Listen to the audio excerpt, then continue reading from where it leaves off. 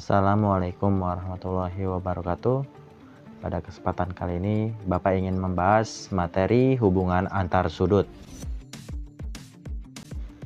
Yang akan dibahas pada materi ini yaitu hubungan antar dua sudut, hubungan antar sudut pada garis, hubungan antar sudut pada bangun datar, dan yang terakhir hubungan antar sudut pada lingkaran.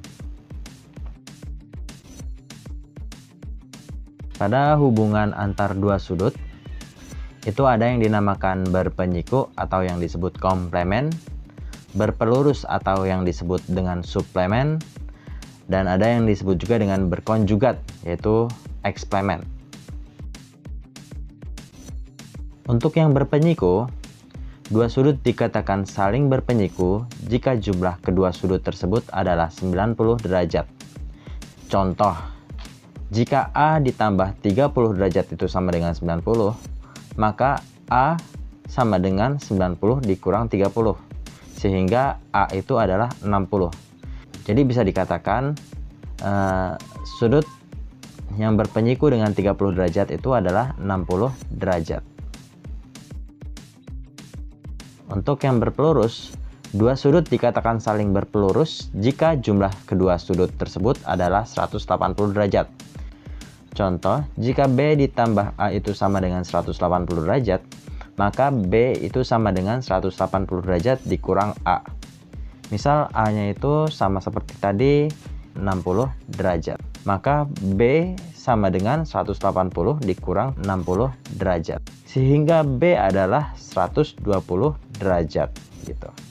Jadi bisa dikatakan sudut yang berpelurus dengan 60 derajat adalah 120 derajat. Untuk yang berkonjugat, dua sudut dikatakan saling berkonjugat jika jumlah kedua sudut tersebut adalah 360 derajat. Contoh, jika C ditambah B itu sama dengan 360 derajat, maka C-nya itu sama dengan 360 derajat dikurang B.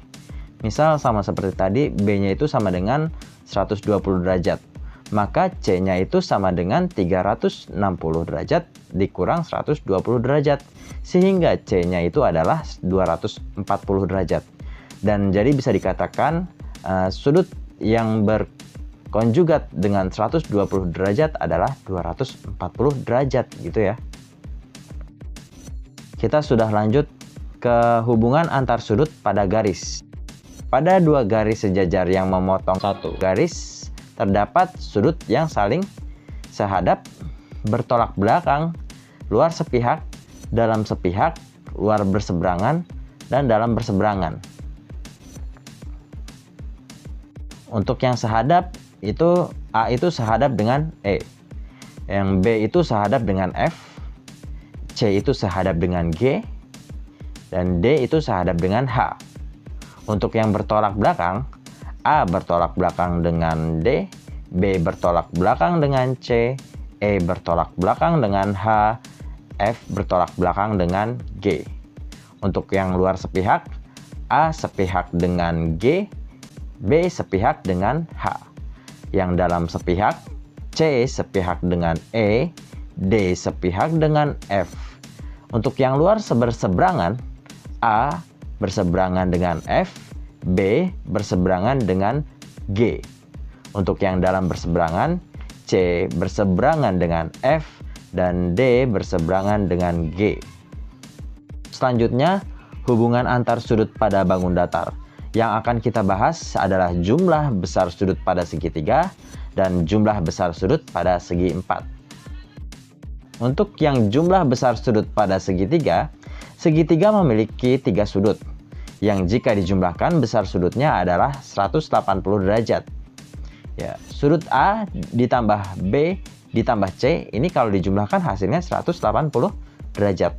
Makanya nanti kalau misalnya segitiga ini sisi-sisinya disatukan, maka dia akan membentuk garis lurus tuh ya, sudut 180 derajat. Untuk yang jumlah besar sudut pada segi 4 memiliki 4 sudut, yang jika dijumlahkan besar sudutnya adalah 360 derajat. Nah, Jadi kalau misalnya A ditambah B ditambah sudut C ditambah sudut D, itu nanti sudutnya besar sudutnya jadi 360 derajat. Jadi kalau 4 sudut ini disatukan, dia akan membentuk sudut 360 derajat ya, satu putaran penuh. Oke, untuk hubungan yang terakhir yaitu hubungan antar sudut pada lingkaran. Di dalamnya akan membahas sudut keliling, sudut pusat, dan sudut luar lingkaran. Untuk sudut keliling adalah sudut yang dibentuk oleh dua garis yang menghubungkan dua titik pada lingkaran dan titik lain yang berbeda dari kedua titik tersebut. Disebut sudut keliling juga karena titik sudutnya berada di garis keliling lingkaran. Semua sudut keliling memiliki besar sudut yang sama jika menghadap busur yang sama. Ya, jadi ada sudut ACB ini besarnya akan sama dengan sudut ADB. Nah, ini kenapa bisa sama tadi? Karena dia menghadap busur yang sama. Dan kenapa? Tahu dari mana busurnya itu bisa sama? Bisa dilihat dari penamaan sudutnya ya. Ya, huruf pertama sama huruf terakhir kalau misalnya dia sama, berarti dia menghadap busur yang sama ya. Ya, jadi ACB sama besar sudutnya dengan ADB dan mereka berdua sudutnya sama dengan sudut AEB gitu ya. Untuk sudut pusat lingkaran adalah sudut yang dibentuk oleh dua jari-jari yang berpotongan di titik pusat lingkaran. Disebut sudut pusat karena titik sudutnya berada di titik pusat lingkaran. Hubungan sudut pusat dengan sudut keliling itu sudut pusat sama dengan 2 kali sudut keliling jika menghadap busur yang sama. Misal sudut ACB sama dengan 60 derajat, maka sudut ACB sama dengan 2 kali sudut ADB. Maka 60 derajat sama dengan 2 dikali sudut ADB, sehingga 60 derajat dibagi 2 itu sama dengan sudut ADB. Jadi sudut ADB-nya ini sama dengan 30 derajat. Ya, begitu contohnya. Untuk sudut luar lingkaran adalah sudut yang titik pusatnya berada di luar lingkaran. Dua kaki sudutnya memotong atau menyinggung garis keliling lingkaran. Jika menghadap busur yang sama, sudut luar lingkaran lebih kecil dari sudut keliling, dan sudut keliling lebih kecil dari sudut pusat.